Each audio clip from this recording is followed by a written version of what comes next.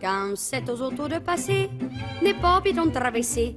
Quand c'est au piéton de traverser, c'est pas aux autos de passer. Si le piéton veut traverser, quand c'est aux autos de passer, tant pis s'il est renversé. C'était aux autos de passer, quand c'est aux autos de passer. C'est bien ça. Annie Cordy, c'est ça?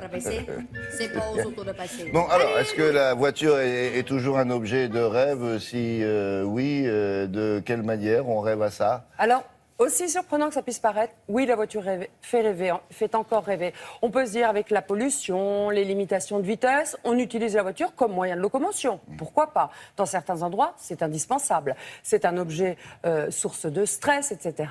Eh bien, vous allez voir, les réponses sont très surprenantes. On reste, nous, Français, très attachés à notre voiture. Donc, c'est une étude qui a été réalisée par l'Institut de sondage OpinionWay pour le mondial de l'automobile. Et je vous propose d'écouter les réponses.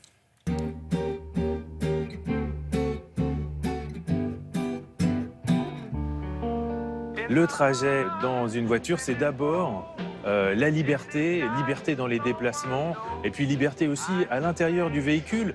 Pour eux, quand ils sont seuls, c'est un moment pour décompresser. 2/3 des Français déclarent que conduire est un vrai plaisir. À l'inverse, la notion de stress est plutôt basse. On a seulement 1/4 des Français qui déclarent que conduire est une activité stressante. Alors c'est peut-être plus stressant en Île-de-France que sur l'ensemble de la population française, que sur l'ensemble du territoire. Mais au niveau global, au niveau national, ça reste un chiffre relativement bas. C'est un résultat lui aussi très surprenant. 3/4 des Français ne pourraient pas se passer de leur véhicule. Ça, c'était assez attendu. Ça dit aussi qu'il n'y a pas encore véritablement une offre alternative pour les déplacements et pour la mobilité. Mais dans le même temps, on a également 3/4 des Français qui déclarent qu'ils ne voudraient pas se passer de leur voiture personnelle. C'est dire à quel point les Français éprouvent de l'attachement à l'égard de l'automobile. C'est un attachement qui est très affectif. 9 Français sur 10 se souviennent de la marque et de leur première voiture.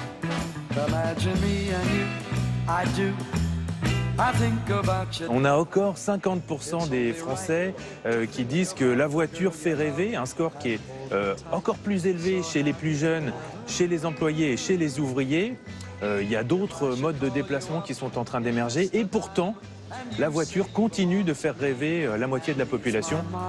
On parle beaucoup d'écologie. Est-ce que c'est le critère numéro 1 dans l'achat d'une voiture? Non, absolument pas. Le premier critère, c'est le critère de la sécurité.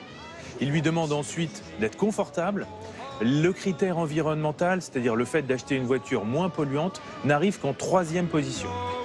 Est-ce que nous attendons avec impatience la voiture connectée? Non, pas véritablement.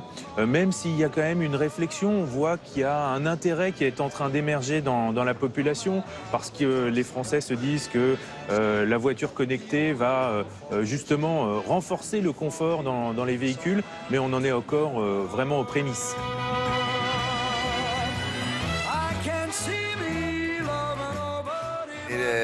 Doit-elle être belle pour vous séduire ou pas forcément? Eh bien, on a toujours l'impression que c'est le critère numéro 1, le style, le style, le style, le style. C'est le prix. Une belle voiture, si elle est très chère, on met vraiment le prix en premier. Le prix, la sécurité. Le prix, la sécurité. Et le style. Et donc, la sécurité, ça veut dire qu'on en demande toujours plus aux voitures parce qu'elles sont de plus en plus sûres. On reste très attaché à la sécurité, on en demande toujours plus. Oui, mais si elle est moche, on n'en prend pas. Oui, voilà, c'est ça. On va pas la prendre parce qu'elle est belle si elle n'est pas sûre et très chère, mais en revanche, on ne prendra pas une voiture moche. Vous avez raison. Et donc, c'est pas loin d'être le premier critère. C'est un critère très important. C'est un critère très important.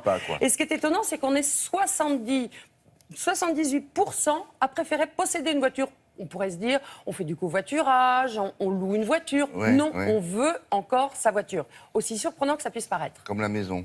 Exactement, on veut posséder. Alors qu'il y a quand même une offre très intéressante, il y a beaucoup de possibilités.